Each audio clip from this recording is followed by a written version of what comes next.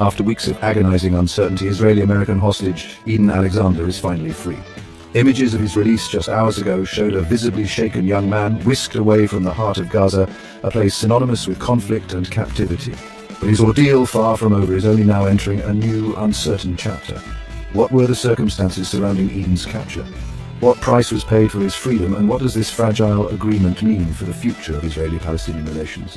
We'll examine the intricate details of this case, separating fact from speculation and asking the tough questions. A silence broken, but the echoes of conflict reverberate. Prime Minister Modi's address to the nation comes after days of escalating military strikes between India and Pakistan, two nuclear-armed neighbors locked in a decades-long struggle. His words, carefully chosen, carry the weight of millions, the hopes of peace hanging by a thread. But what exactly did Modi say? Was it a call for de-escalation, a plea for restraint, or a thinly veiled warning, a signal that India is prepared to defend its interests at any cost? We dissect the subtext, analyze the geopolitical chess game, and explore the potential consequences of miscalculation. From music mogul to defendant in a high-stakes trial, Diddy finds himself battling accusations that could shatter his empire.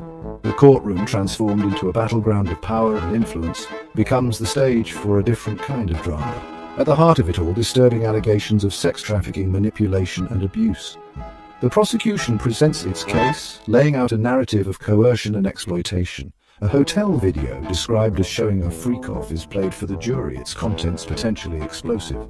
But Diddy's defense team remains steadfast, denouncing the allegations as baseless, a desperate attempt to exploit his fame and fortune. This is about more than just one man's fate. It's about accountability, the price of power, and the pursuit of justice in the face of celebrity. Chapter 4. A controversial program. A nation divided. The Trump administration's decision to expedite refugee status for white South Africans has ignited a firestorm of debate, raising uncomfortable questions about race, privilege, and the very definition of persecution. Critics decry it as a blatant attempt to pander to a white nationalist base, a dangerous precedent that undermines the very principles of equality and asylum. Supporters, however, argue that white South Africans face a very real threat, targeted for their race and heritage. We'll hear from both sides of this deeply polarizing issue, examining the human stories behind the headlines and the far-reaching consequences of this controversial policy. A nation on edge, accusations flying across borders.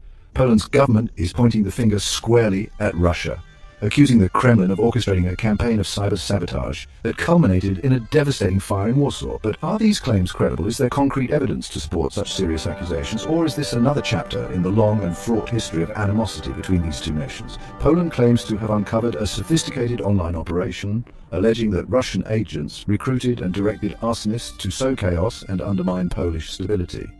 Russia, for its part, vehemently denies any involvement, dismissing the accusations as baseless and provocative. We'll delve into the murky world of cyber espionage, separating fact from fiction, and exploring the potential consequences of this latest diplomatic standoff.